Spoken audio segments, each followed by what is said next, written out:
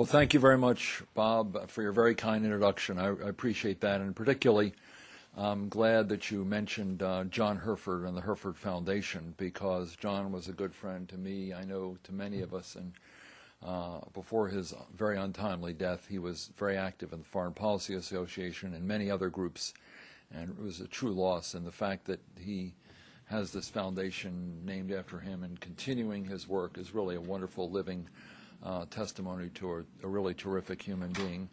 And I want to thank Noel and the Foreign Policy Association for inviting me to this wonderful event. It's really a pleasure to be here. You have so many interesting events and so many good things. It's from my point of view, a pleasure to be a part of this and to have a chance to talk to all of you about a topic that, as Bob said, is important and timely and I think too little discussed. And one of the reasons I wrote the book was essentially because I thought we had not looked.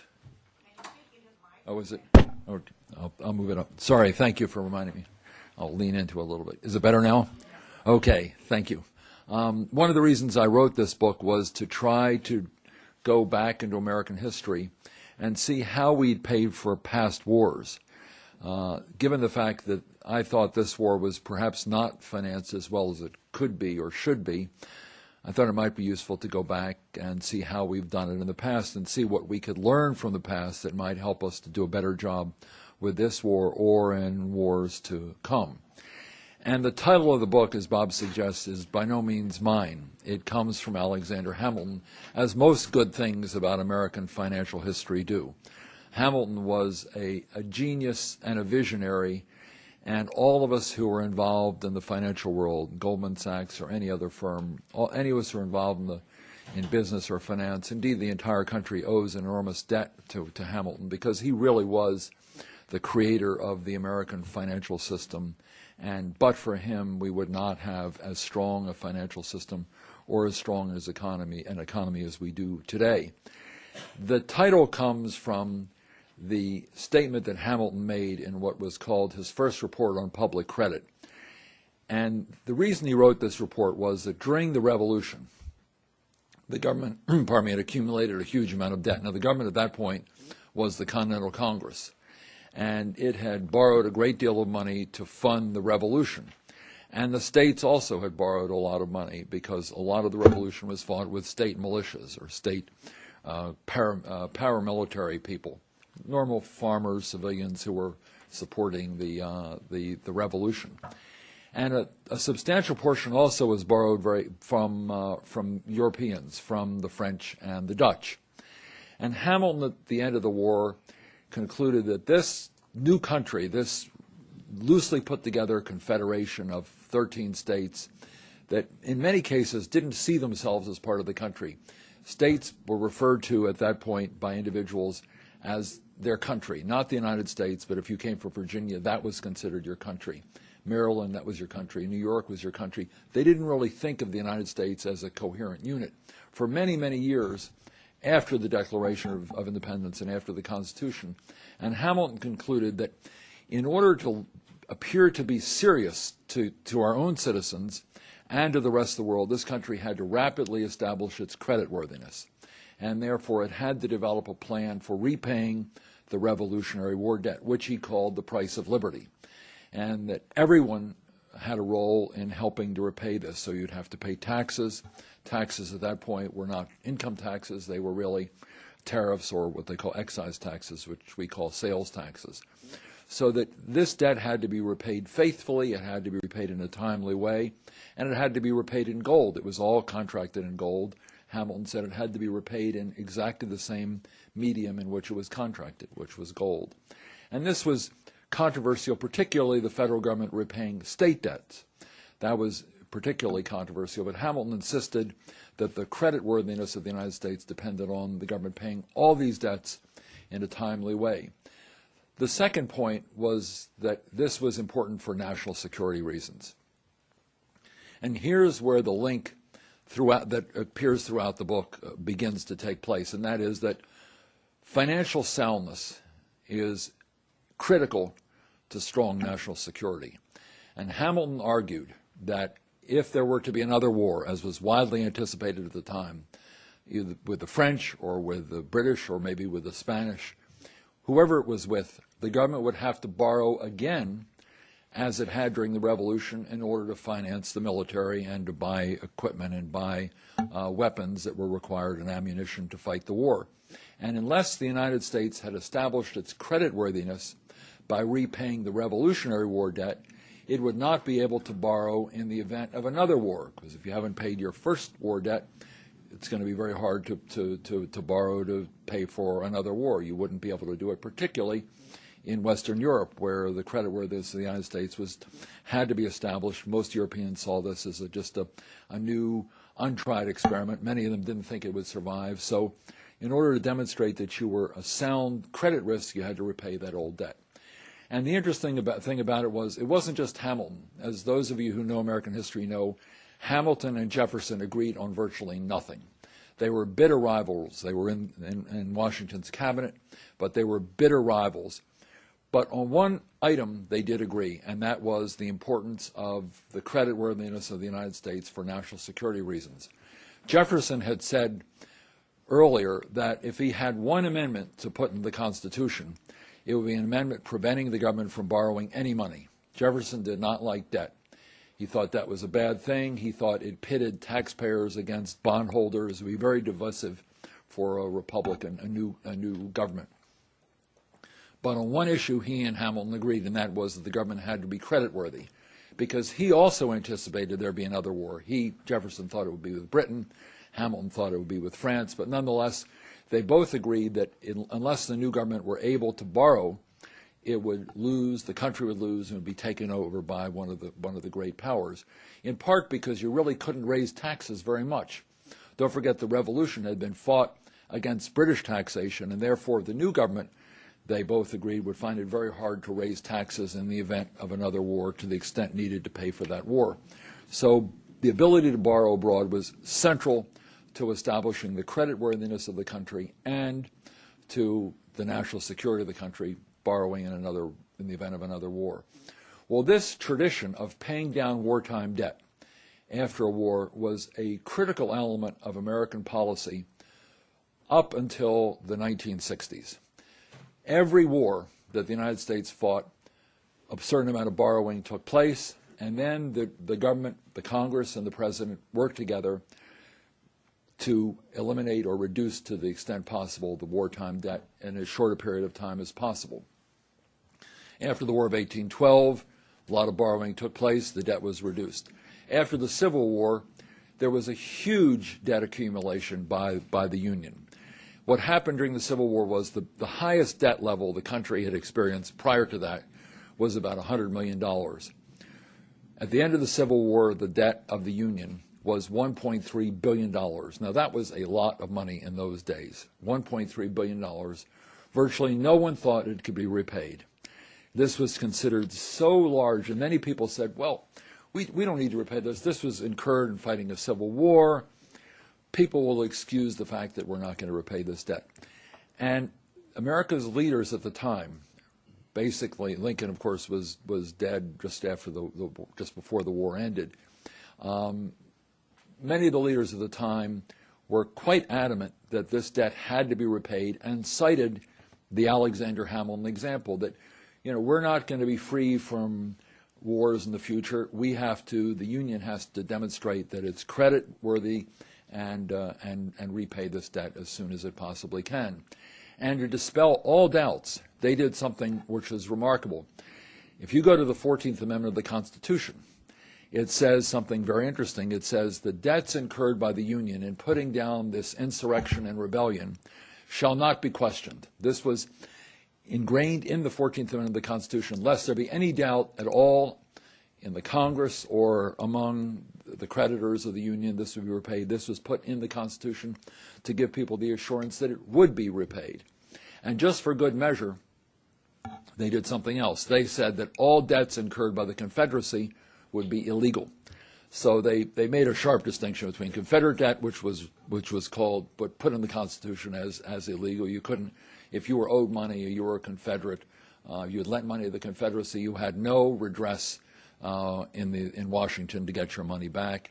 In fact, also, a lot of people in the Confederacy said, well, what you did was you destroyed our property, you freed our slaves, you destroyed our plantations, we want redress.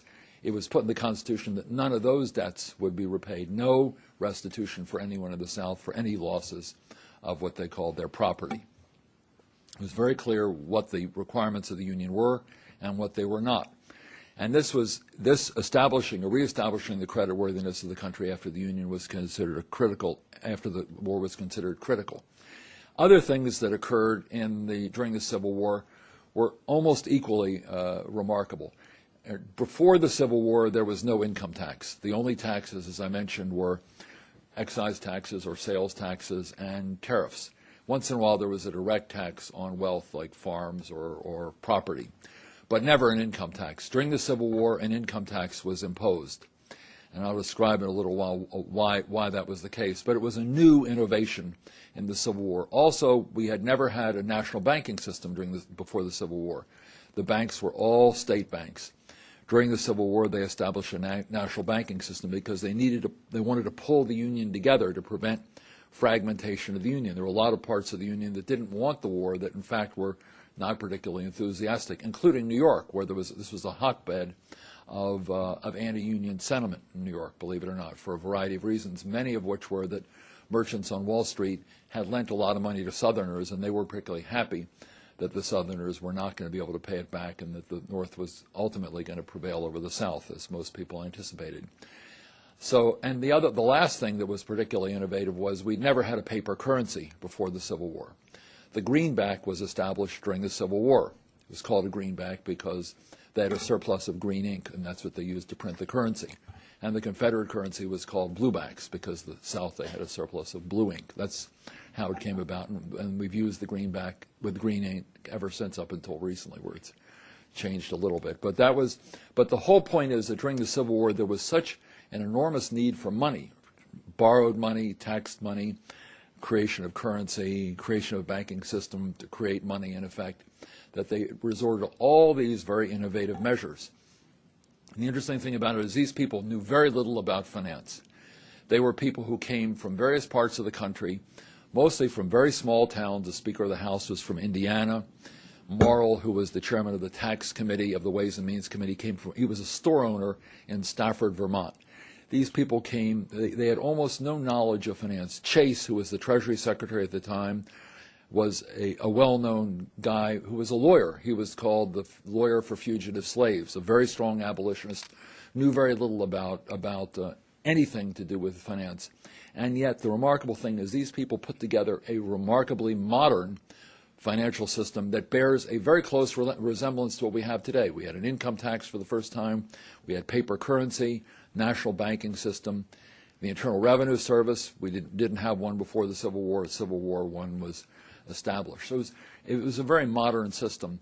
And again, as I say, after the war, debt was repaid. And the same thing happened after World War I. There was a lot of debt accumulated during the Roaring '20s. A lot of it was paid off because revenues were very strong. Even after World War II, where debt reached 110% of GDP, all-time high.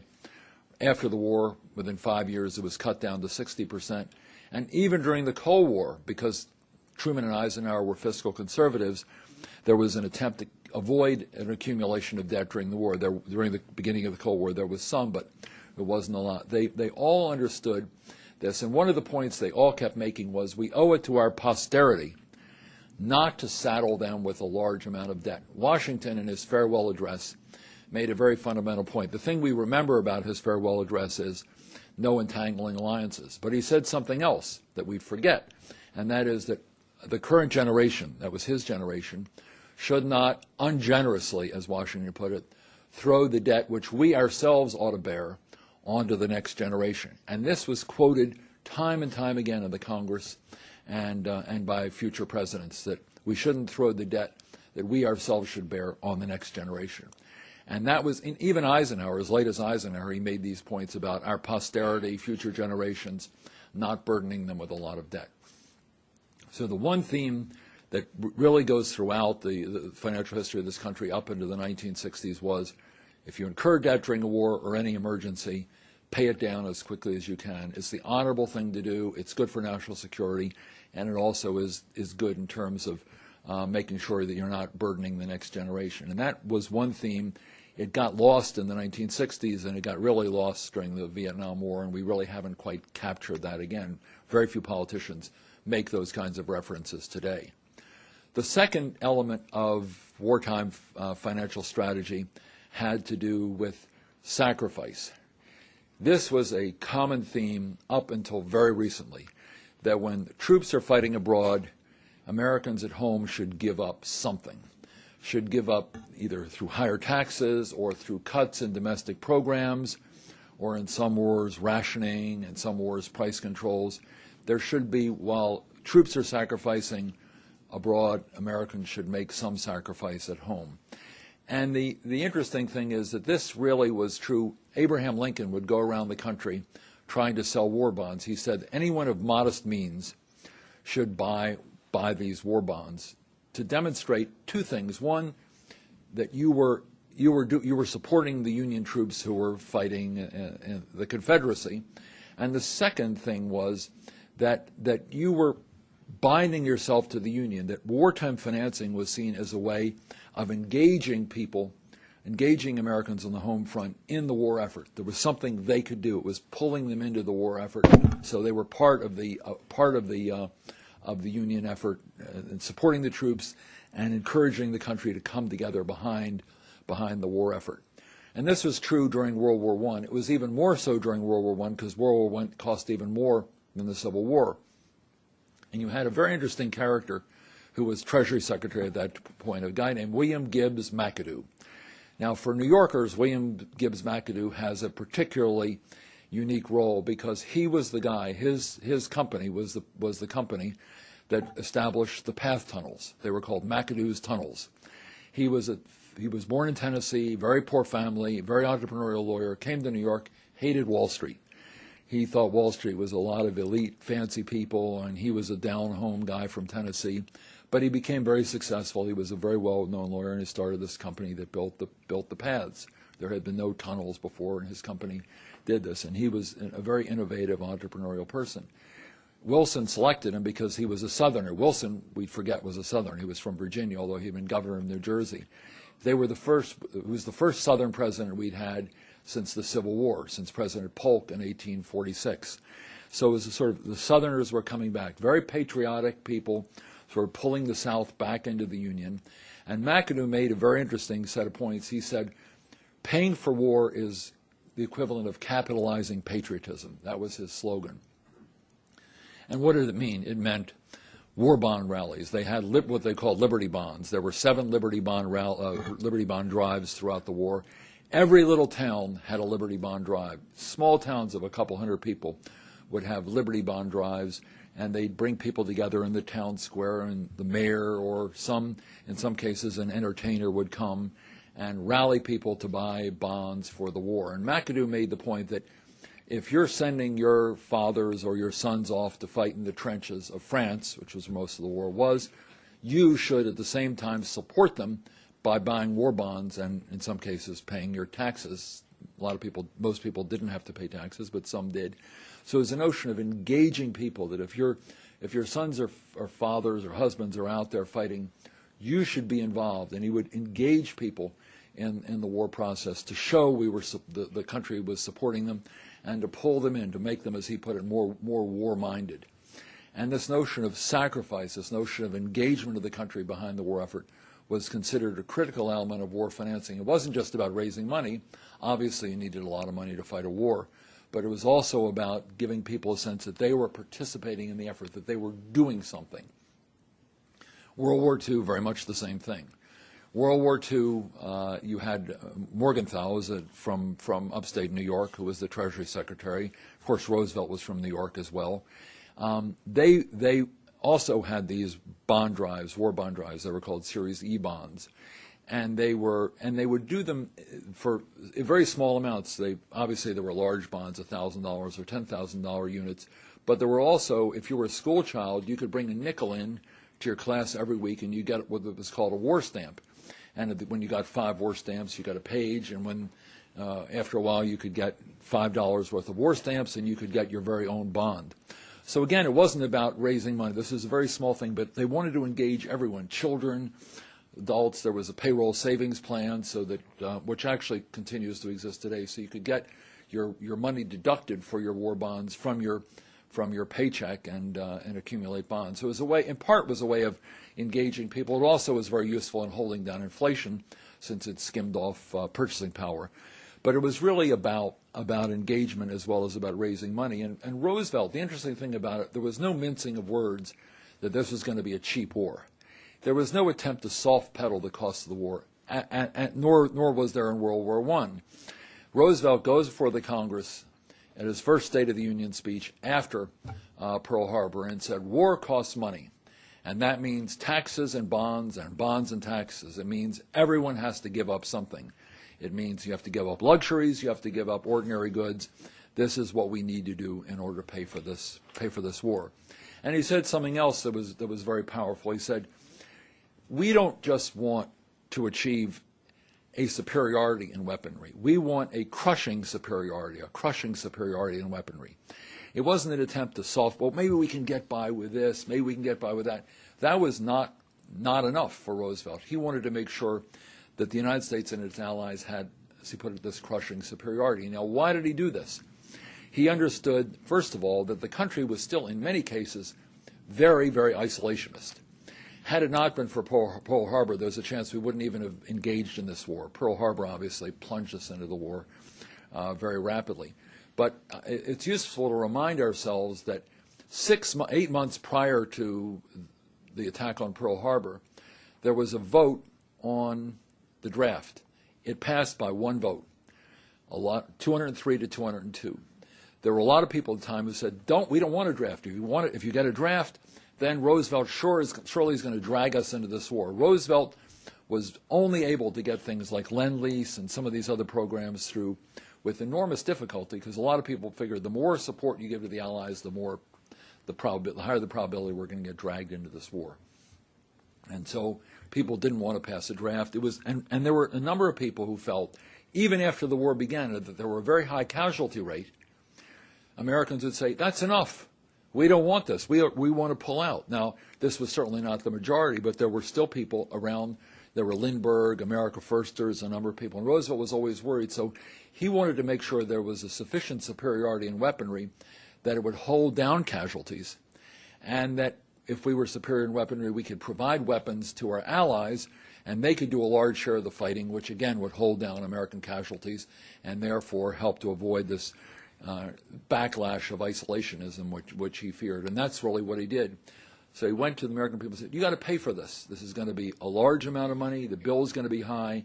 Never an attempt to soft pedal it. Went directly to the people. And he would give these fireside addresses from time to time. He didn't give that many of them. They're quite famous because he was so candid with people about what the requirements of the war were, how much they had to pay, why they needed to support the troops. And Americans did. There was an enormous outflow of patriotism, and all these isolationist tendencies over a period of time evaporated. But it was by no means a sure thing. It was really Roosevelt's brilliance as a leader that enabled that to occur. Then you get to the Civil War, to the Cold War, and the Cold War was particularly interesting in the following sense. If you look at the Cold War, what happened during the Cold War and the way the Cold War was financed was very unique. Prior to the Cold War, we had periods where you have mobilization, demobilization, war and peace. The war begins, you mobilize your troops. The war ends, you demobilize the troops, they go home, wartime spending drops dramatically. The Cold War was very different in that it was a sustained war. There was no beginning, no end, or at least there was not an anticipation it would end. There was a feeling this was going to last for a long time. Eisenhower thought it would last, as he put it, indefinitely. So the early in the beginning of the Cold War, the first few years of the Cold War, conservatives actually put restraints on the military budget, because there was a feeling among these people that the Soviet Union's goal, and we don't know whether this was accurate or not, but there was a feeling at the time that the Soviet goal was not to fight a third world war with the United States. It was to cause Americans to think that there would be a third world war, and to exhaust itself in what was called then preparedness.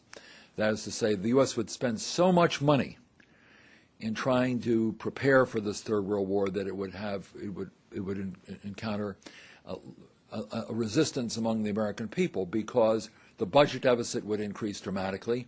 There'd be another outburst of inflation, as there was right after World War II. And then Americans would say, look, we want a period of normalcy. We don't want to spend a lot of money. If the Soviets want Eastern Europe, if the Soviets want Greece, and the Soviets want Turkey, if the Soviets want to keep their ally in Korea, that was North Korea, why should we worry about it? A number of people thought the Soviet Union was still the ally of the United States. It had been in World War II. And it really wasn't until, first of all, Churchill, when he gave a speech in Missouri, the Iron Curtain speech, many people thought this was alarmist. And there were people like George F. Kennan and a number of others who said, you got to do a lot to resist these people.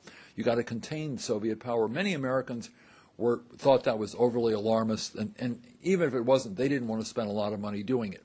So early in the Cold War, you get a lot of people, including the people in the military, saying, let's hold down military spending, hold it to the point that we need to spend in order to counter Soviet pressure, but not so much that it leads to big budget deficits, a lot of inflation, and then Americans simply say, we're not interested in paying this high price. We want to, in effect, back off, and we don't want to keep our troops in Europe. We don't want to do the kind of things that are required in terms of foreign aid to resist the Soviet Union. So the first period of the Cold War was about finding the optimum level of military spending to avoid a big blow-up in the budget and avoid inflation, but to provide enough money so that you could resist the Soviet Union where it needed to be done, which was Greece and Turkey and Berlin and places like that. So Truman and Eisenhower both had to walk this very fine tightrope in terms of the right amount of military spending, not overdoing it and not underdoing it. Well, the irony of all this is it wasn't the United States that became bankrupt over the Cold War. Ultimately, it was the Soviet Union. And the Soviet Union was, in large measure, because their economy simply didn't function as well as that of the United States. It was strong in the 1950s and early 60s, but after that, it weakened substantially. And as a result, when you got to the Reagan era with a lot of military spending, the Soviets tried to keep up and couldn't do it. And one of the very interesting quotes is the head of the Red Army in Afghanistan, who said, we're going to have to pull out of this place. He told an American who turned out to be a CIA agent that this was the case. We're going to have to pull out because we simply can't outspend the United States, and therefore we can't sustain the war in Afghanistan or the Cold War in general. This was one factor that caused the end of the Cold War. Not the only one, but certainly one of them. Well, the irony is this takes you right into the war on terrorism, because Osama bin Laden saw what was going on in Afghanistan and concluded that it wasn't the United States that had caused the Soviet Union to go bankrupt, as bin Laden put it in October in a speech in October 2002. He said it was the fact that the armed militias, the resistance in Afghanistan, had caused the Soviet Union, bled the Soviet Union to the point where it couldn't continue the war and had to pull out. So his conclusion, bin Laden's conclusion, was that it was not the United States that did this, it was the forces, the liberation forces, as he put it, who were fighting the Soviets in Afghanistan. And therefore, when it came time to take on the United States, bin Laden concluded the same thing, that we have the chance now of bleeding the United States. We're going to engage the United States in acts of terrorism around the world and on its own territory, so that over a period of time, the United States will have to spend so much money in preparing itself to fight terrorism, and so much money if we strike the United States, as occurred after 9/11, that the American economy would collapse, as the Soviet Union had. Now, bin Laden was not as familiar with the details of how the American economy worked relative to the Soviet economy, but that was one of the conclusions that he'd come to, that when you go after the United States, if you do this relentlessly, if you go after American infrastructure, as he put it, the 9/11 cost the United States something in the order of $1 trillion, and it cost Al-Qaeda $500,000. So we can do this a lot. We can afford it. The United States can't. We'll weaken their economy. what happened, and this really brings me sort of to the end of this story and brings it up to where we currently stand, and that is that if you look at the way the war has been financed, the Iraq War and the broader war on terrorism, we really haven't learned the kind of lessons we should have from the past. In particular, we haven't learned the lessons about wartime financial leadership and wartime leadership in general. Consider the following. After 9/11, there was no call from the president for any kind of sacrifice, no act of fundamental leadership that would mobilize the country behind the war on terrorism. It was a terrible thing. The president made the right statements about Afghanistan and going after al-Qaeda and going after the Taliban. And I think most Americans widely accepted that. But think how much better it would have been had he also used that to call upon Americans, for instance, to support a bold energy bill. The terrorist came from the Middle East. Much of the terrorist money came from the Middle East. The Middle East is an area that's very vulnerable to acts of terrorism. And our allies there are vulnerable. That would have been a great opportunity to say this is a moment where the United States should pull together and come up with bold energy policy. That didn't happen. Or if that wasn't sufficient, or even if it was, it would have been a great opportunity to say, look, we're going to have to spend more money now in fighting terrorism. We're going to have to spend money for homeland defense. We're going to have to spend money in Afghanistan and chasing terrorists around the world. Americans, if we're really in the middle of this war, this mortal struggle with terrorism, Americans should do something to support it, including, for instance, a moratorium on earmarking, on pork barrel spending, or some reduction in non-essential domestic spending, something to demonstrate that Americans were giving up something to support this effort to deal with the war on terrorism.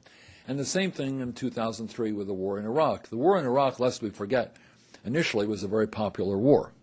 It's turned out to have been bumbled so badly that it's no longer a popular war, but it was at the time. You look at the votes in the Congress; they reflect that. So at the beginning of the Iraq War, he could have said, "Look, we should give up something to make room in the budget for additional military spending for the Iraq War. Make room in the budget to be sure that our troops are well armed, our troops are well protected, that they have proper body armor, that their Humvees are properly fortified, that when they come home they're getting the proper medical care, that when their families send their sons and daughters or husbands and wives abroad, they don't have to go on welfare." Things of that nature, some measure of sacrifice. But the problem with this is that where does the sacrifice come? It's come from the troops, it's come from their families. The average American has been treated to a tax cut, and domestic spending programs have been going up. They're going up less rapidly now, but they're still going up. So there was no sense of engaging Americans behind the troops fighting the war, as there had been in World War II, the Korean War, World War I, Civil War, and other smaller engagements. And what's troublesome about this is the future. It's not so much that we can't pay for this war today. The budget deficit is only $150 billion. This war, when you look at it, is about 1% of GDP. World War II was about 35 to 40%. Korean War was about 12 to 15%, and Vietnam was about 10% on an annual basis. This is much easier to manage. But the difficulty going forward is that we're going to be in a period in the next decade when it's going to be much harder to meet our national security requirements. And why is this? It's because in the next decade, first of all, as after Vietnam, there's going to be a feeling among a lot of people, the military budget's too high, we've got to cut it back. When we leave Iraq, as we almost surely will at some point, there'll be people say, all right, we want a big peace dividend. We want this money to go to something else. And there's some merit in that. The only question is how far that pendulum swings back. After Vietnam, it swung back very rapidly and very far. The second is that there are a lot of unmet needs of the military. Don't forget the military, so much money has been sucked out of the military for the Iraq War that a lot of new weapons haven't been purchased. And in fact, it's going to take 2 years to bring the normal equipment of the military back to where it was in 2003 because weaponry is used up, a lot of tanks and helicopters and things are worn out, some of it's been destroyed. So bring the military back up to where it has been is important. Third, looking after the wounded. They're going to take a lot of care. It's going to be very expensive for a long period of time. Many of these people are badly wounded and need government help, VA help for their whole lifetimes. And fourth, don't forget, with the notion that the best defense is a good offense, we have spent a lot of money for the Iraq War and cut back or simply underfunded a lot of the Homeland Security recommendations of the 9/11 Commission report. In fact, in doing this book, I talked to Hamilton and Kane and a lot of the members, and they all said, these are conservatives and liberals both, a lot of things that we thought needed to be done to shore our Homeland defenses up, we didn't do. And the last two risks are, one, entitlements. Entitlement programs are going to swamp the budget in the next decade. Now, you'd have to reform those. Well, even if the military budget were zero, they would have to be reformed because they're unsustainable at current levels. They will take all the revenues of the federal government just to finance entitlements in the year 2020 if the current rate of growth continues, which means there won't be money for anything else. Now, clearly this is inconceivable, but if you want to avoid that, either you have to reform them or taxes are going to have to go up dramatically, which slows the economy down, or we're going to have to borrow more, which pushes up interest rates and again slows the economy down. So some reform of entitlements is going to be needed just because they themselves are unsustainable, but also if you want to have a reasonable amount of money for national security, for international and domestic security, you're going to have to make sure that there's sufficient room in the budget to pay for that. You can't have entitlements sucking all that money away. And the last point is that we're very vulnerable with respect to foreign capital. We're more dependent on foreign capital today than we were during Hamilton's period, when he was so concerned about ensuring that we were seen as creditworthy in the eyes of the rest of the world. And the problem is we're reliant very heavily on low-cost capital from the rest of the world to finance our budget deficit and to finance a large portion of our economy. We borrow and receive in other forms something in the order of $700 to $800 billion a year from the rest of the world, 7% of our GDP.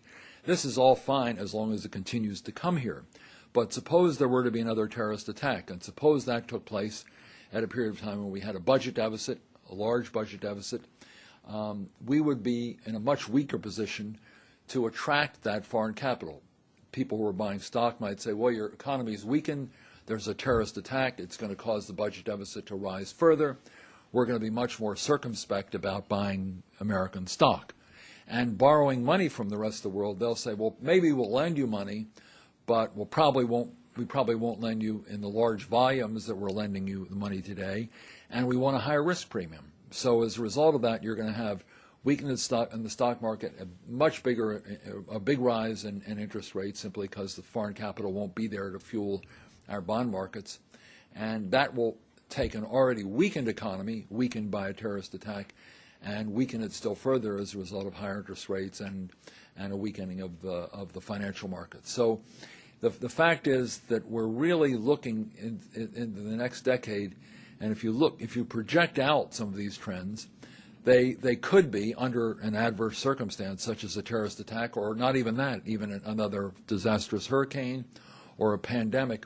We're going to be in a much more difficult financial position to deal with any type of national emergency unless we're able to find some way of shoring up our national security capability, our homeland defense capability, for instance, and finding some way of making sure that entitlements become more sustainable so they don't suck money out of all other aspects of the government budget.